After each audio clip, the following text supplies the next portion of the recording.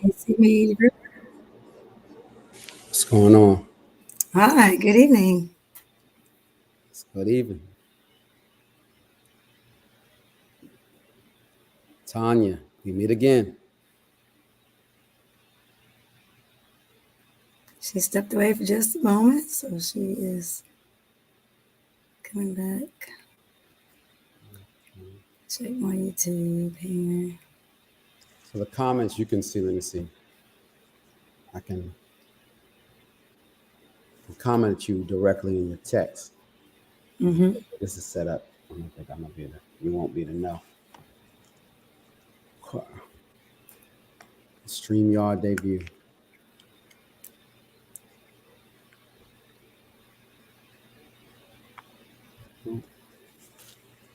How's everyone doing? Debating in the church. There's a lot of that. Debating in the church.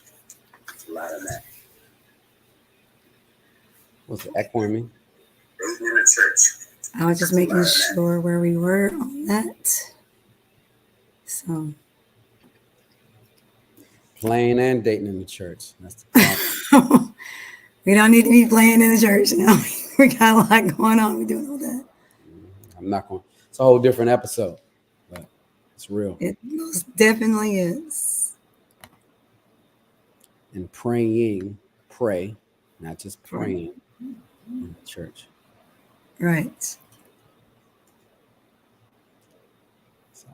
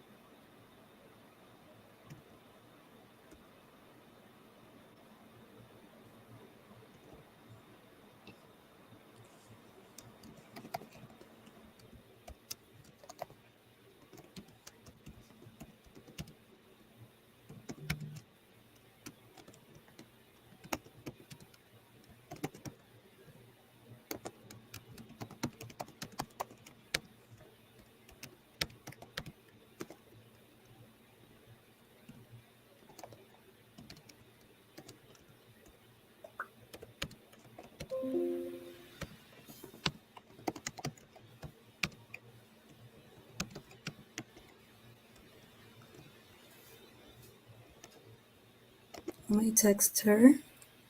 okay.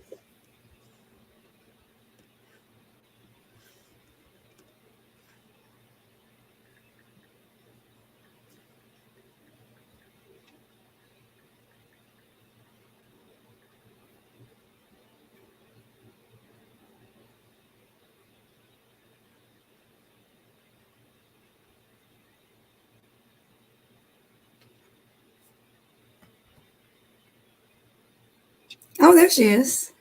Yes, I was just waiting. Good evening. How you doing? I'm well. How are you? I'm doing well. Well, welcome everyone to another episode of the Purpose and Powerful podcast. Tonight we're talking about dating in the church. I'm your co-host, Erica Lester, and with me I have my wonderful co-host, the real deal, the real Jabril Wilson. How's it going? It's going Excellent. well. How are you? I'm good. I can barely hear you, Tanya. It's good to see you. See you in person. Hold on. Let me get my volume. Is it better? That's a little better. It's a little better. We just want to make sure people can hear this amazing content conversation. It's going to be amazing. So I agree. So let me make sure. I don't want to look like my face is like right up in the. Don't worry about that. Okay.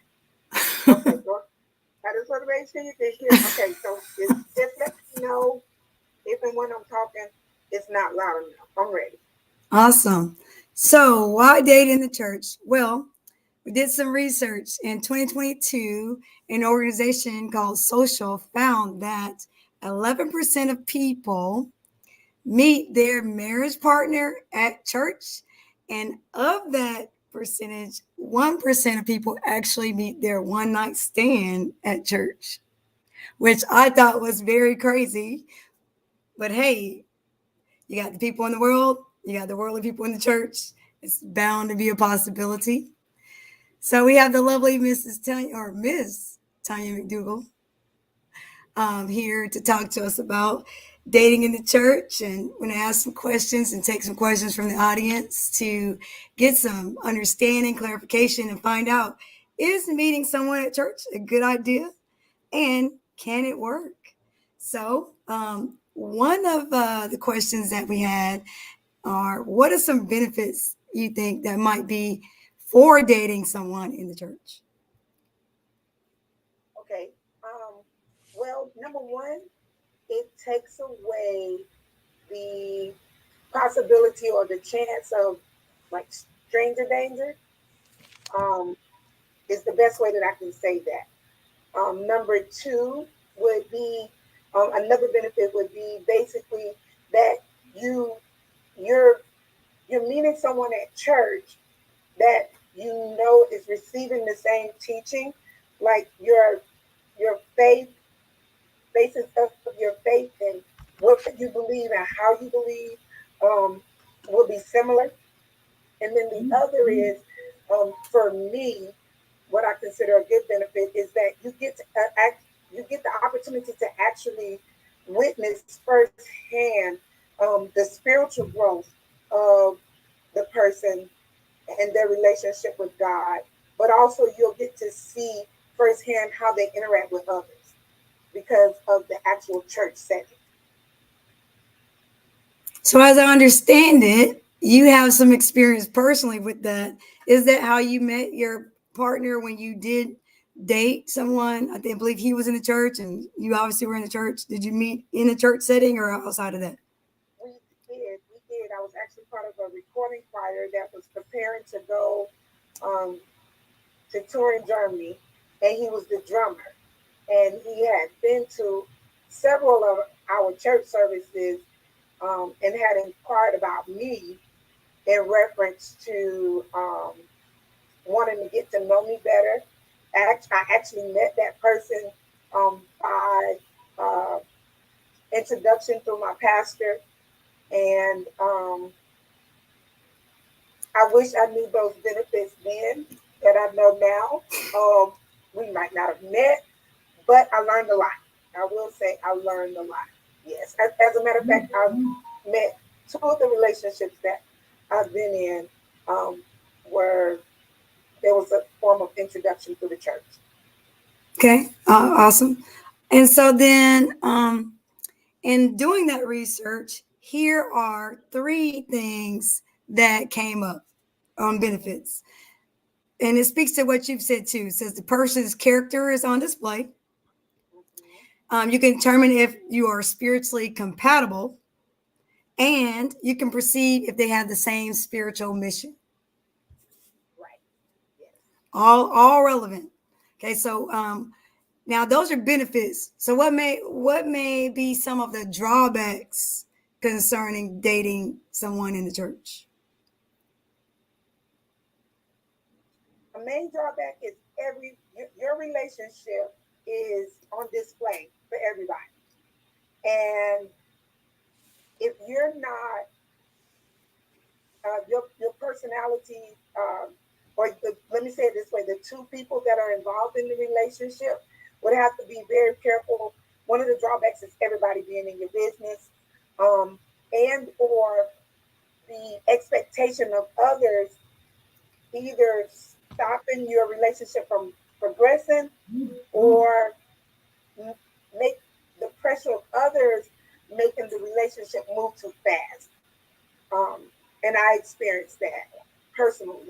Was once it's the mindset of the church in general, not necessarily speaking um, as a fact, but it is once people see that someone's in a relationship and it quote unquote it looks as if what they seem to be is like, oh, this person is really happy.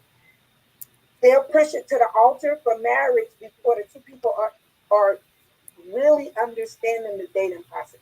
So I think one of the major drawbacks is your relationship being on display, and then the peer pressure of others placing expectations on the relationship that the two people may not be ready for. Another one was found that they said a bad breakup. True. Because now everybody knows about it. Yes. And so then you Yes. say, would you leave your church, if it didn't work out? Or you're saying, well, this was my church and you came and you were a visitor here, so maybe you need to find yourself a new church. Yes. Yes. And I've actually advised some young people, um, even with my daughter, she's been a member of the church. The young man that she's dating actually joined the church. And one of the first questions that I asked was, hey, if y'all break up, where does that leave your relationship with church you're now a member of? And are the two of you mature enough to handle being in the same congregation, although you're no longer a couple? Wow, that's excellent.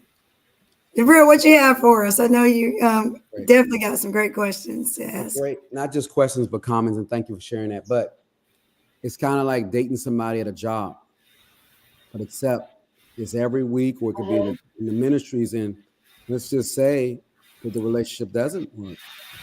But I mean, in churches and even in life, in the streets, there's a shortage of men based on statistics. So that means that there is another woman or women praying and maybe excited that that relationship didn't work out. How do you feel going to church, saying the person you were dating last Easter and now with a new Easter bunny, and you're there, and you're not, and you may be serving them communion or something, and you see that? How would you feel about Hmm. Where I was then, I wasn't able to handle it. I think my feelings would more so be dependent upon the personal relationship that I have with the person that they're now dating. So if it's someone that I didn't really talk to or have a relationship with, our interaction with each other is basically dealing with church, or I may see you every now and then in Walmart or at the movies.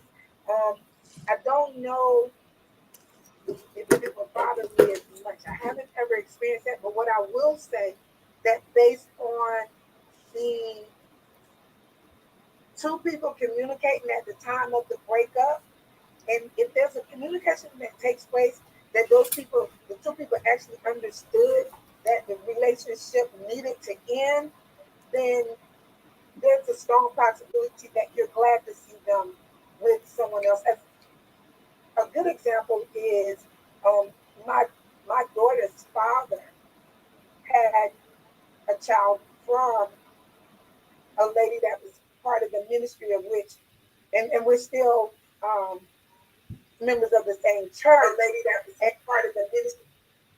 The very first time I saw them together, it was like, ugh, kind of like a hit in the stomach.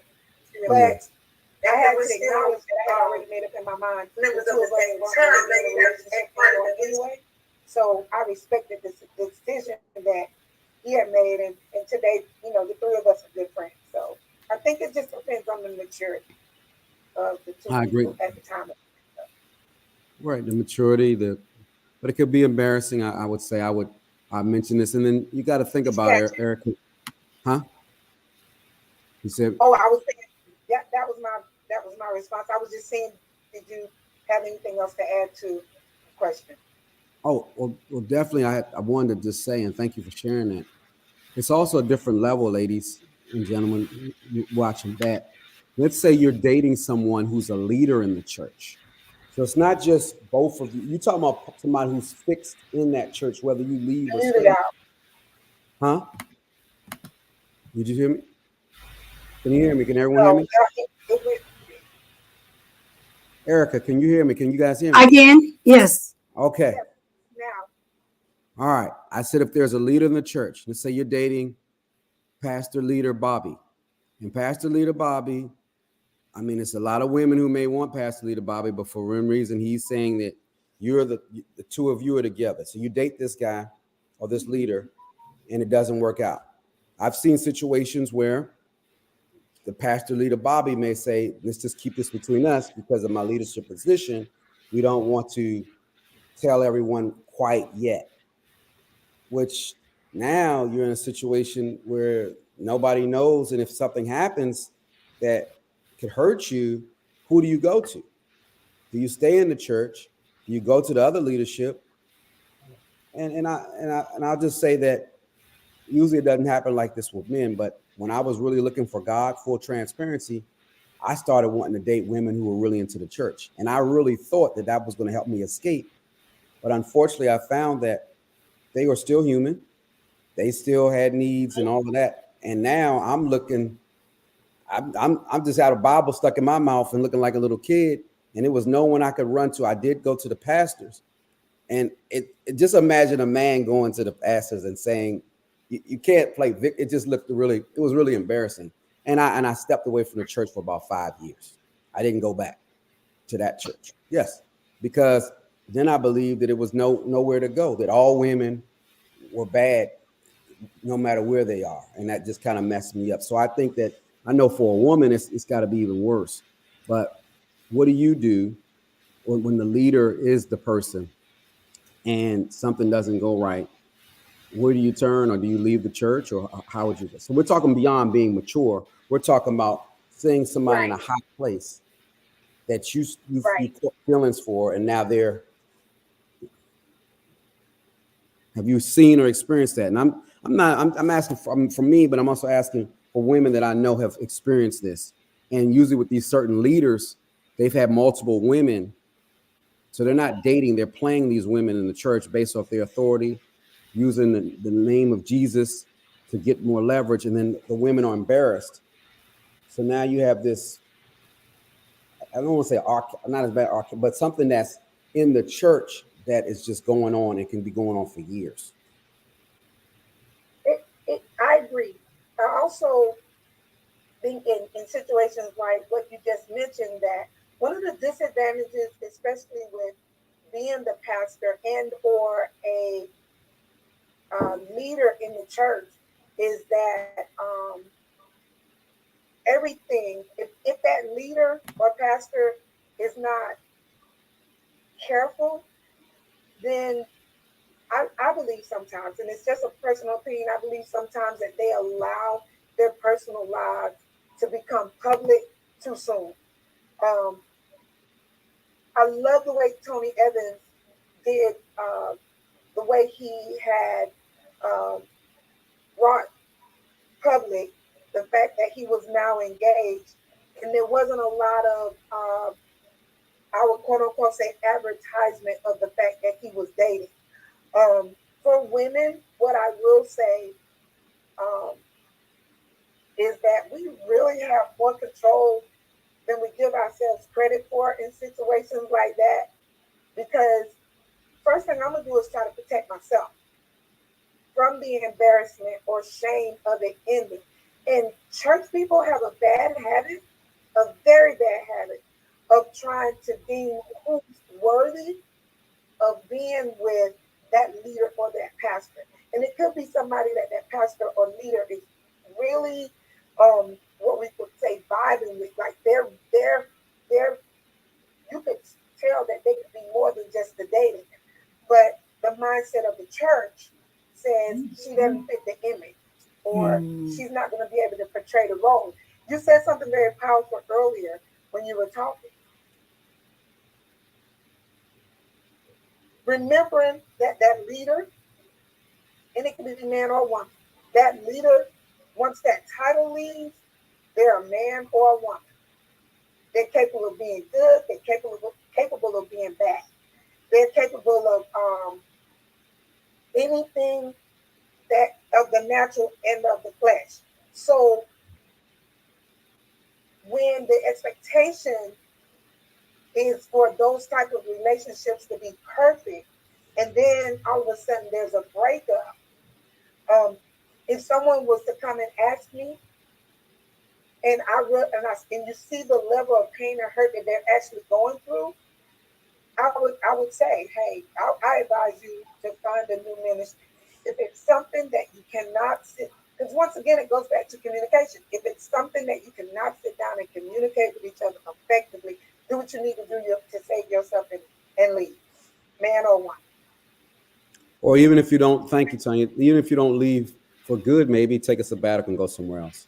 Take a sabbatical, yes, yes. Because one thing about people, out of sight, out of mind, you gone for a little bit, they'll forget about it because it's not always in their face. Oh, I Right, wonder if she feeling right, it because girl, you right. went to somebody for It's too much, that kind of stuff. Yeah. and you're not focusing on God when you're going to church. You end up being a spy, and you're hanging in the pews looking at Mhm. who they're with, and that's not good. You don't want Yes. that's traumatizing. All right. Well, thank you for being real with that. I thought about it. And what Oh, about somebody who's unequally yoked? That's You exactly where I was going. want to You're bring hitting the somebody into the vein. church. You want to clean somebody up. Find them at the grocery store, or he was fixing your tire, and you said, "Hey, you want to come yeah, on wait, in?" wow. I What'd you don't know what say? happened, but I could barely hear you. I just heard I said somebody unequally yoked. and then it kind of faded out. So we're receiving interference on both ends because I can barely hear you either. I thought you sound like you're in Oh, another galaxy. It's okay. it's choppy. Let me try this. Okay. So maybe, So it's better. yes, but I want to make sure you can hear me and the audience can hear me because the question I asked was crucial, and it's we're hitting a crossroad within the part of the show, and we want to ask about the women or men who bring somebody into the church to help save them or clean them up, and you're unequally yoked. And the only reason he's going to church is to please you, not really to please God. And that will be discovered very quickly within a few weeks, if not a year, if you start to continue to date. What do you think about that?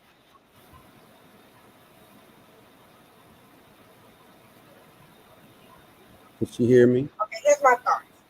Oh, okay. Okay, I do. I have thoughts. Um, the first would be basically, um, and if I understood you correctly, the person is coming to church.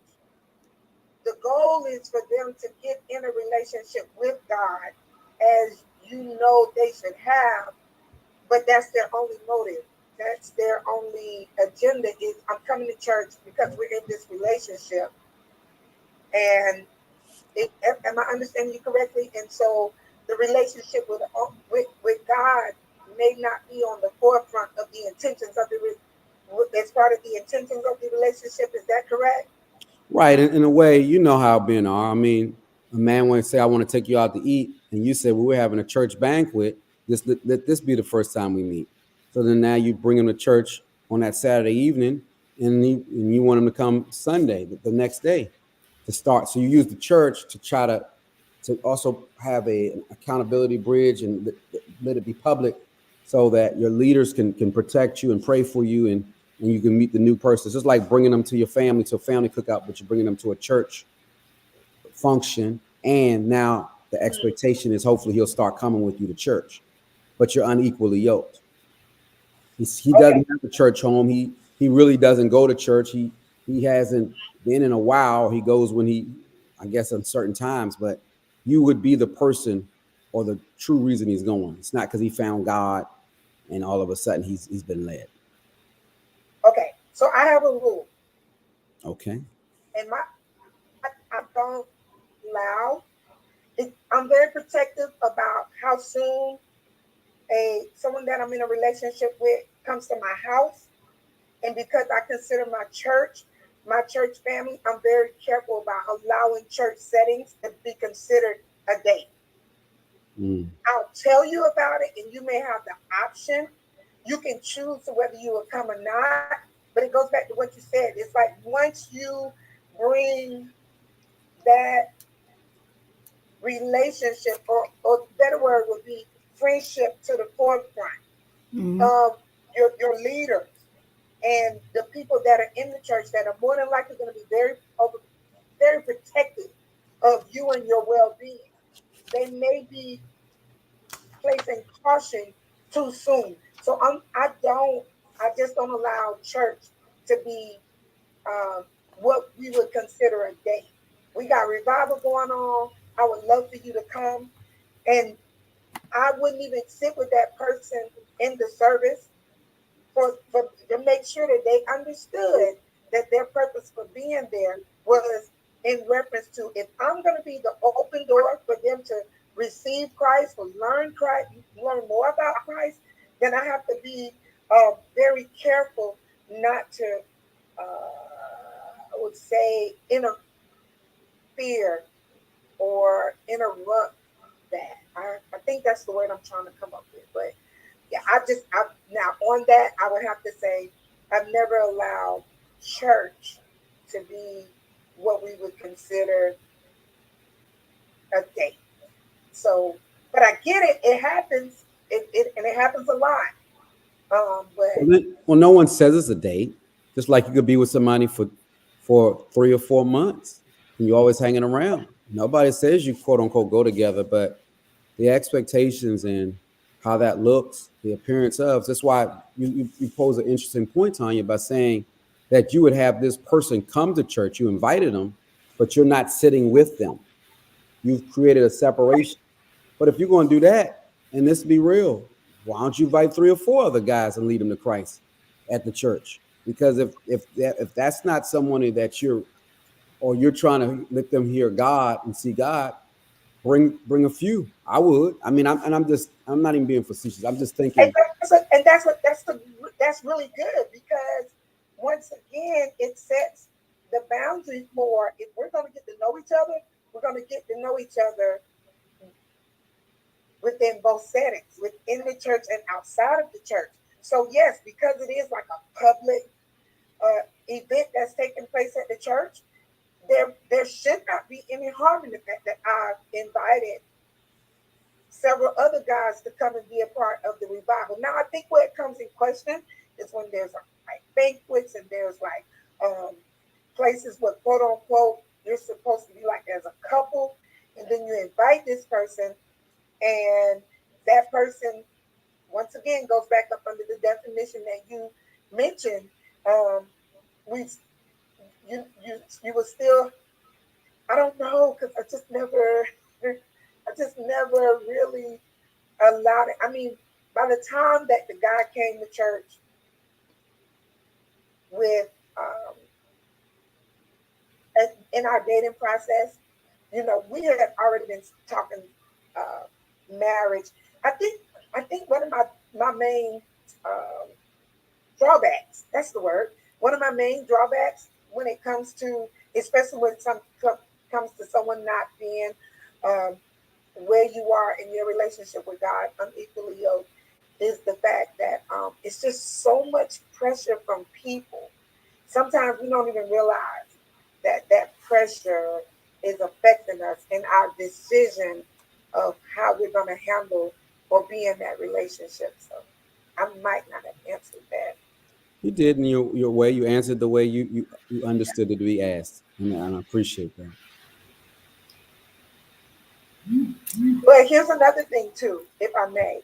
What Sure. I've also learned through experience is that unequally yoked, um, outside of the spiritual realm, is making sure that the person that you're dating, please, women and men that are listening, please make sure you have the same morals, you have similar values, you have a similar quality of life principles, because what I've found and what I've seen firsthand is there's so much uh, connection when it comes to God and the Scripture, but um, outside of that, they're two totally opposite people that's always bumping heads. They can get it together when it means coming to church to present that image, but they don't have the same morals, they don't have the same values, and so um, they struggle they struggle in actually building the foundation, because someone told them in whatever setting, whether it was at home, church, friends, family, folks, I don't know, but Hmm. somebody told them that that's all it took, and it takes more than that. It's gonna take God, yes, but it's those everyday, what some older people consider like those common sense qualities of life, lessons in life, that if you're not sharing the same thing, that it's you there's no way that you can say you're equal if your mindset isn't the same on all of that. Truly, I agree. Would you what would you think about how long, in your opinion, is I don't know if you're dating right now, but if you are, how long do you think you should be dating before you decide to get married? And of course, the man is usually supposed to ask, but for you to even accept that type of proposal. It varies. It varies. One of the things that through personal experience, um, I believe that time frame will vary for different relationships. What's very key is that those two people communicate, to even in the very beginning, to even be on the same understanding that that's the potential or possibility, the end result being marriage. I younger, it was it he would say and do certain things, and I just automatically told myself that was going to be the end result, and marriage was nowhere on his mind. So, but then I met someone who had been married before, and he had already made up in his mind. Listen, I don't want to date long. I want, we got a 3 to 6 month time frame. I'm gonna already know, and this needs to be something that you want to do. And if it doesn't, I don't want to waste your time dating. So I think it just varies. So I do believe that there. And so let me say this: I believe that there's a too soon, but I also believe that it should not take forever. I don't believe that people should be in relationship for years at a time and marriage never is discussed or brought to the table. Well, that's the flip side. I appreciate that, Tanya. We appreciate it. So, what's the longest where you say, "Hey, this is not working. I need to let this go because this person has kept me on layaway too long, and now I'm not able to get Sir, say it again. He got you where? on On layaway." layaway. Listen, you just almost made me run out this office.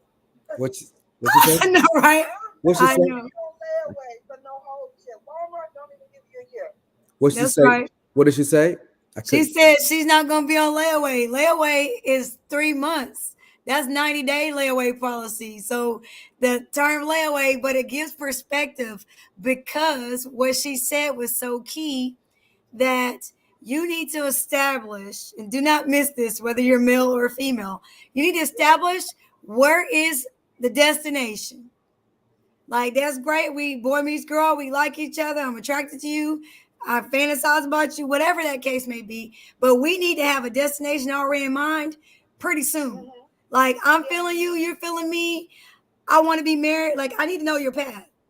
Like, I if you follow me anywhere on social media in our Purpose and Powerful podcast Facebook group, I posted um, this clip from a podcast event, and what the lady was saying, she could write a whole dissertation on how I feel as a woman, but specifically she was like, tell me where we're going, drive me around, tell me about your vision, tell me about the properties you want to buy, include me along.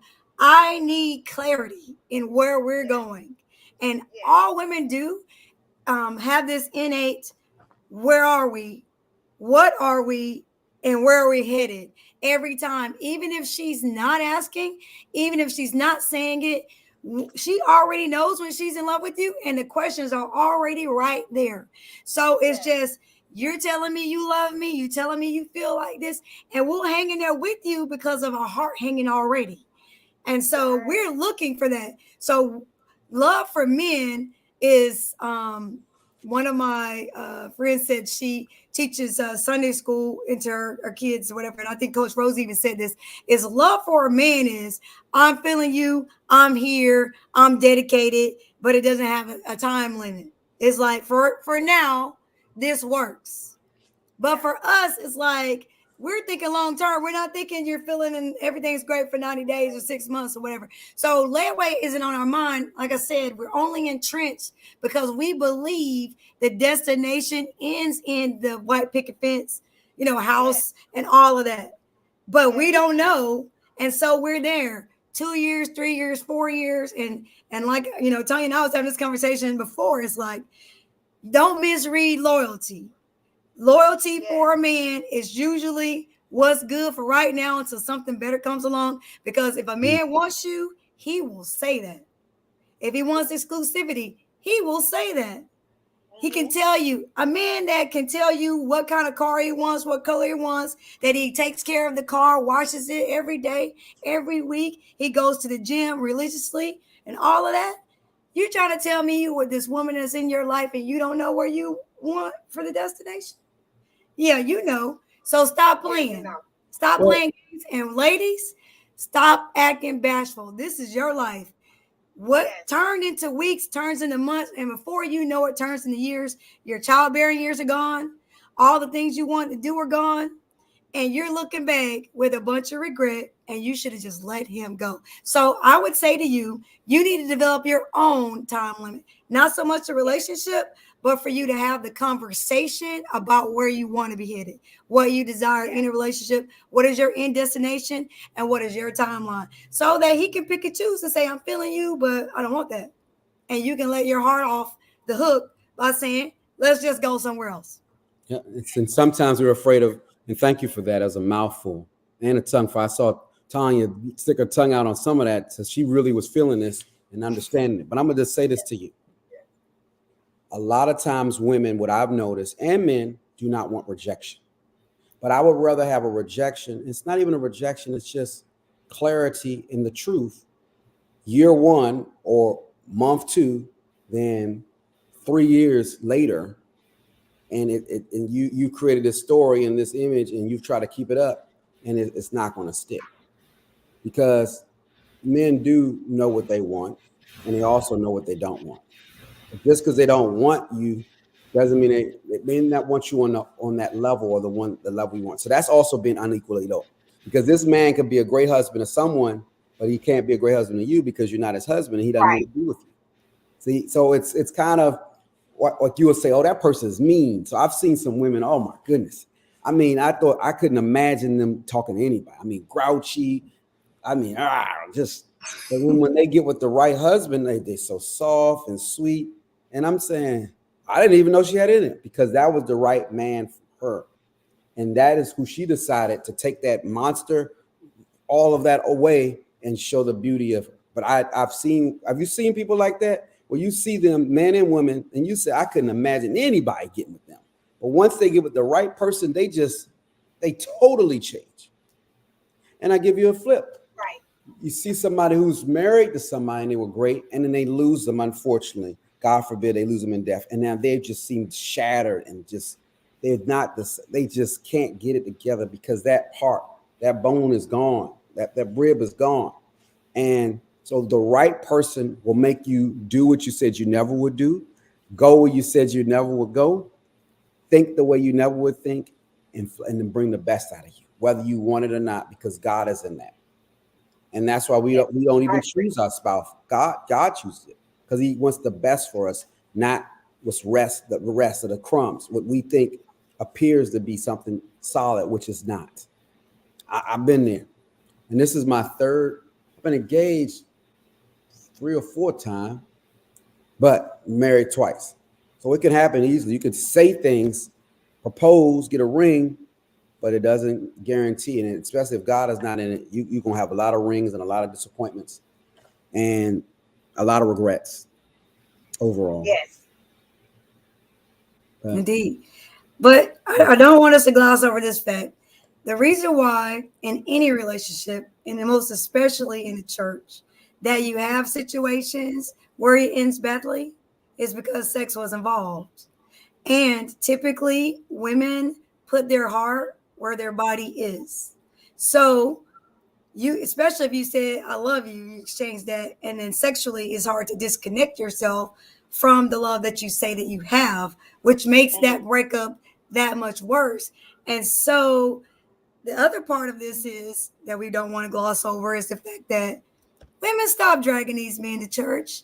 You know who you have. You already know where he stands.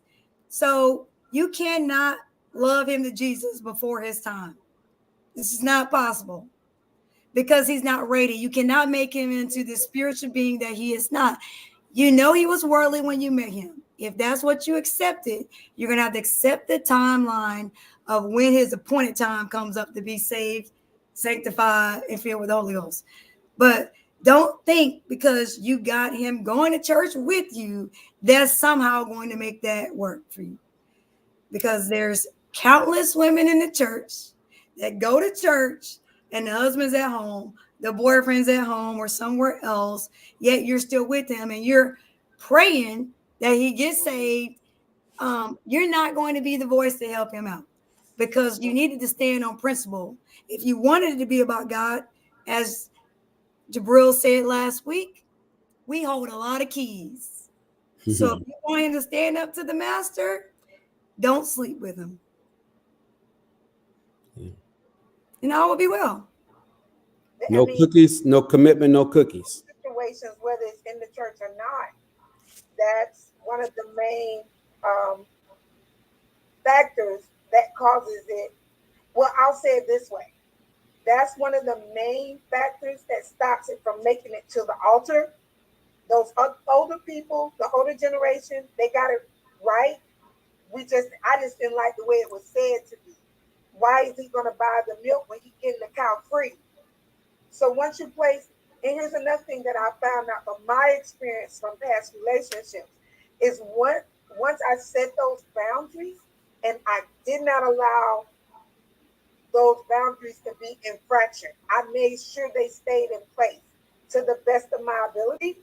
It made the guy respect me more because I stood on my ground and said, hey, listen, I have done this before. And because of the sexual part of the relationship, he lost focus of the conversation we had initially in reference to there's a possibility we're going to get married. So sometimes women, we give ourselves to a man sexually as part of the way of expression to identify for the man to be able to understand just how much we're really in love with them. And from my past experience, it wasn't required. Either he was going to believe it out of my mouth, and based on how I treated him and respected him and honored him in the relationship, that ain't got nothing to do with sex. Love that. Thank you for clarifying. Yes. Thank you so much for bringing that out. That's right. Holding the keys, right? Jabril? You got to hold the keys. That definitely the So, key is it. given the fact, I'm sorry, go ahead, Jabril. Say it again. No, it is the key. I mean, it's just that sometimes you hold the key and you give somebody the key, then you running after them, asking them back. And if you don't give them the key and break down, you give them limited access. You give us limited access because when you give someone too much access before they deserve it, it's hard to get them out. It really is. It's hard to take. When you give somebody something, it's hard to take it back. It may hurt you just as much as it hurt them. Just a tip. I agree. Even if you, huh? You know, that's a good tip. Right, because let's say it's a leader in the church and you deal with them one way in the church, or she. Then all of us, I mean, you see them in a private setting, then they in church, you got to call them bishop this and that and all that, but you know that's not what you call them after hours on off time. And it's kind of, that's when the respect level, the boundaries, and I mean, I'm just telling you that it got heated with a situation where I ended up getting hurt a little bit and got into my feelings, and I lost respect, and I challenged them when they wanted to leave me alone because I didn't see that happening. They had presented it as if God had spoke to them, and I was new to learning about God and accepting Him. So I felt like they were here to save me and help me and lead me to God. And when they finished with whatever they wanted, then they said God told them to leave me alone. Now, this was 2 days prior to them showing me a few other tricks outside of the church. So to me, I didn't really believe in. I lost a lot of faith in God and all of that, and people and women in the church, leaders especially. And again, just imagine you're embarrassed. It's kind of like how you did things on the street, but now it's flipped to you, and it's flipped on you in a boomerang situation in a church where my guards were down. Mm. Well, I mean, that went like I was supposed to get married to that person. I gave keys to my car and stuff. They took me to the airport. By the time I got back, I think I had a birthday. 2 days later, they hit me with God said, leave me alone. And Wow. yes, I asked for my keys back. I know. Hey, I understand. Hey, I hey, don't look, That's you know what's messed up? Let me tell you what's messed up. And I don't know, because I think women have done this too. I thought she was going to say, no, that's all right. She said, okay, and just gave me the keys back. Now, that made it even worse. I said, dang, you're not going to fight. I said, dang, I've been. So I learned that you can't play with anyone in any atmosphere. The principles are still the same and people are still the same no matter. Yes, Mm. and to coincide with what you said, Yes. I I dated someone that wasn't necessarily like pastoring, but he was an apostle. So in my mindset, he was gonna do everything right. And Mm, it was so much so we had discussed marriage, we had discussed moving, we had mm, discussed how life would be in the state he lived in versus how life is here. Our mm. families had come together, and then all of a sudden he's gonna move, and I done gave him all the keys. I'm talking about the whole set. Gave me the cookies, the keys, the milk. I get it. I got it. I hear you. Yes. And then I've all been of a there sudden, too. say it again. I've been there too. I'm telling you, and you feel Yes. And what I'm you're like, if, when we finally got a chance to talk, my thing was when you changed your mind, all you had to do was tell me.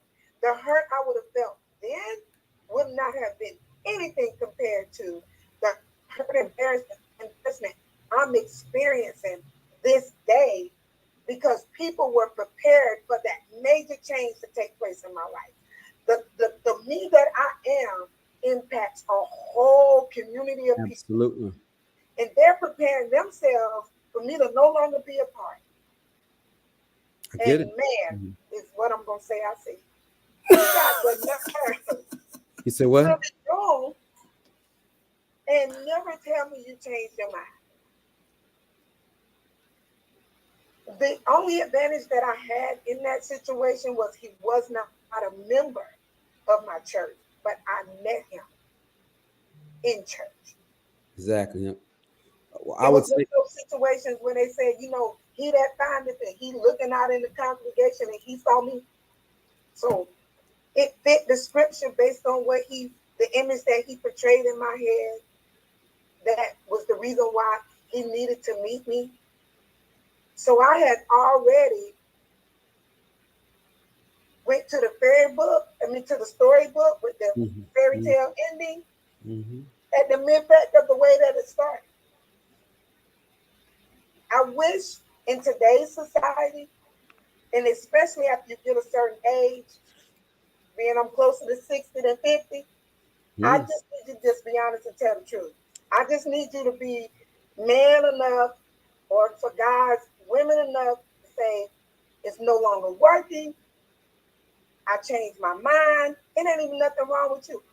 But it has to be some form of communication to where people's heart aren't broken. And I think, Jabril, you said it perfectly when you said it made you lose faith in people of God as well as God. And people don't always understand when they impact your heart with pain like that. the result of what all it can actually cause. Wow, I love that. So here's a question. We will move forward and wrap up tonight. In singles ministry, and I believe that you've led singles ministry, it's for the single person, but it doesn't really typically embrace the single couple. So you have couples ministry, which is only for married couples, and I think the churches has a vacuum for that space because once you enter in dating, you need the counseling before the marriage, before the engagement, so that you can have someone pray over your union and make sure you're on the right path. That you want God to be your head, and you want to be at the basis working towards him, moving towards him as you move closer to each other after that to keep him at the center, like Jabril alluded to. Without God, is not going to last anyway. But a dating in the church is not dating in the world. Not if you're saying we've come together for like-minded faith. It's set apart from that.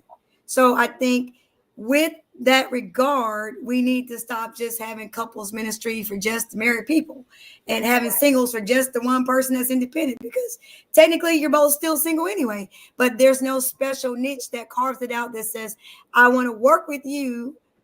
You're dating somebody?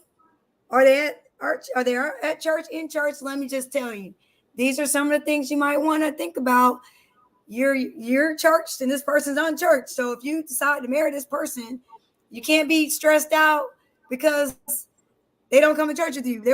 You were making it acceptable for them not to come to church with you all this time. So don't think because you got married that that's supposed to be a condition of the relationship. You accepted that already. And what you just said, where I believe, in personal opinion, where the church has failed us, is that those two single people that are now in a relationship, we don't give them the realistic experience that takes place while they're in that dating process. Here's where the church can regain themselves is by, once you see that those two people are dating, yes, I need you to teach me of the possibilities of what can happen, in the process of leading to marriage. But I also need for you to tell me how to handle, and I'm just being real transparent right here. Tell me how to handle. We done been out a couple of times. I'm tired of holding hands. I want to kiss, but I know what kissing does for me. So I don't want him to feel rejected if kissing isn't an option. Because what do I do with that? What do I do when my nature wants to control versus what my mouth is actually saying?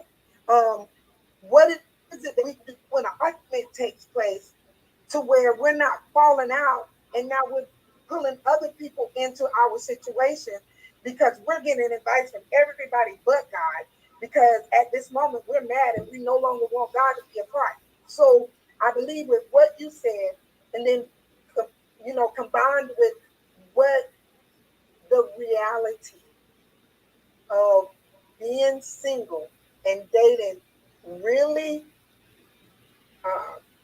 the real life of it, I believe that the churches that'll also help people decide if they really should be together or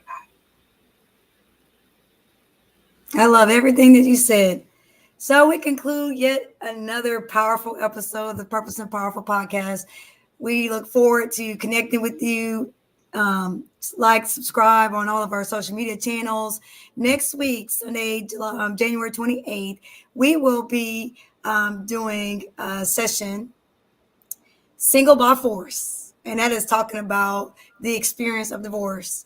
Both your hosts have been through that club, and so we will share transparency from our lives about that. But thank you again for joining us, and we look to see you soon. Thank you so much. And thank you, Tanya, for your transparency. enjoy being here. Enjoy being here. We would love to have you again. I would love to be back. Just let me know. We will. You might one day you might come on and might not even be alone. It might be somebody right there next to you. Ooh. And that I'm starting something up. I'm starting it up. Sir. Huh? I received it. I speak, he's gonna be right I there. received it. That's right. Gonna be a different background too. Stop it. You all right? That church about to make me run out into the congregation. Hey. Receive it, believe it, and now it's coming. Yes, remember, I said it. I said it on the 21st of January. I remember that you said it, and you'll be one of those first 3 invitations that go out too, sir. Mm-hmm. That's right. That's what a real we do. thing. It's not just a ministry. It's not just about healing. It's about helping people not only find their true authentic self and their best self, so then they can be prepared for that marriage. Yes. This is an intentional show to heal and to also help and combine and get that true relationship with not just God, but their mate. We've both been through divorce, so we know what it's like. We both have played and been played, so we know how that's like. But now it's time to do something different in 2024. All right. Thank you. This is our first official streamline. Boom. It was nice.